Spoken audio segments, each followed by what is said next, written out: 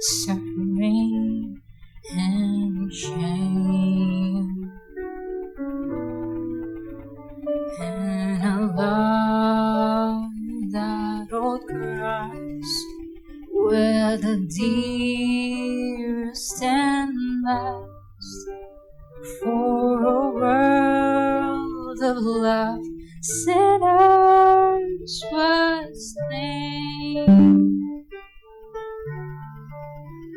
So I'll cherish the old ragged cross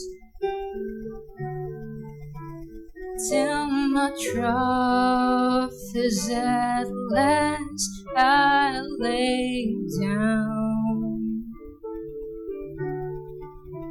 Now I'll cling to the old ragged cross and exchange it someday for a crown. So I'll cherish the old ragged cross till my trough is at last I lay down. Now I'll cling to the old ragged cross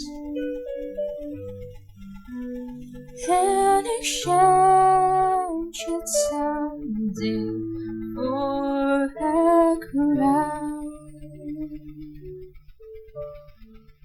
Shalom teman-teman, senang sekali bisa kembali bertemu di Voice of Hope.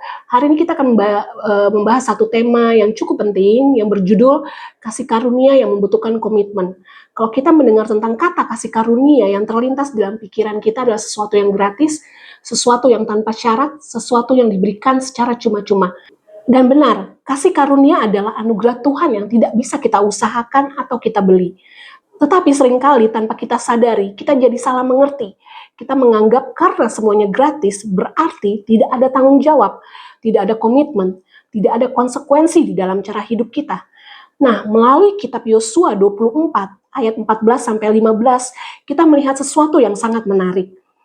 Setelah semua yang Tuhan lakukan untuk bangsa Israel, menyelamatkan mereka, memimpin mereka, dan memberkati mereka, Yosua memberikan sebuah tantangan yang tegas. Ia berkata, oleh sebab itu takutlah akan Tuhan dan beribadahlah kepadanya dengan tulus dan setia. Jauhkanlah Allah-Allah yang kepadanya nenek moyangmu telah beribadah, dan beribadahlah kepada Tuhan. Lalu Yosua melanjutkan dengan kalimat yang sangat kuat. Pilihlah pada hari ini kepada siapa kamu akan beribadah, tetapi aku dan seisi rumahku, kami akan beribadah kepada Tuhan.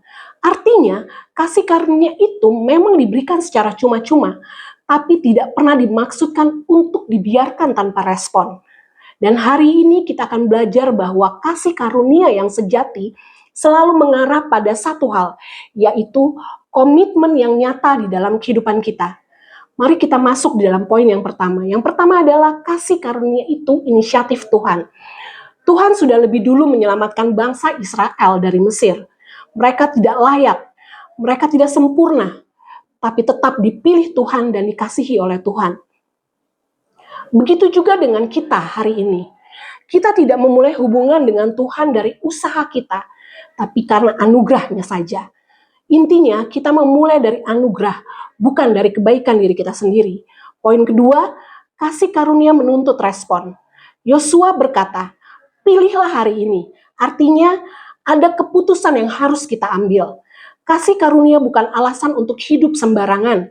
Justru karena kita sudah menerima anugerah, kita dipanggil untuk merespon dengan hidup yang benar. Anugerah itu gratis, tapi tidak murahan. Yang ketiga, komitmen itu pribadi dan tegas. Yosua berkata, aku dan seisi rumahku, ini adalah keputusan pribadi, bukan ikut-ikutan, bukan karena tradisi, tapi karena pilihan sadar. Tuhan tidak mencari hati yang setengah-setengah. Tuhan rindu komitmen yang total. Tuhan mencari hati yang sangat sungguh-sungguh padanya. Mungkin hari ini kita juga sedang diperhadapkan pada pilihan yang sama. Apa yang sebenarnya kita prioritaskan dalam kehidupan ini? Siapa yang benar-benar kita sembah? Karena pada akhirnya setiap kita pasti memilih, entah kita sadar atau tidak. Kasih karunia Tuhan memang gratis, tetapi selalu mengundang kita untuk merespon dengan komitmen yang nyata.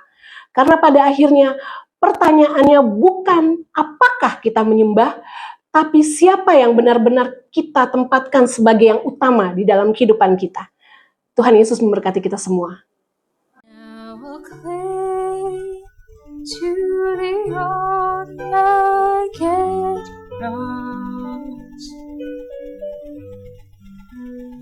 and exchange it someday for a crown.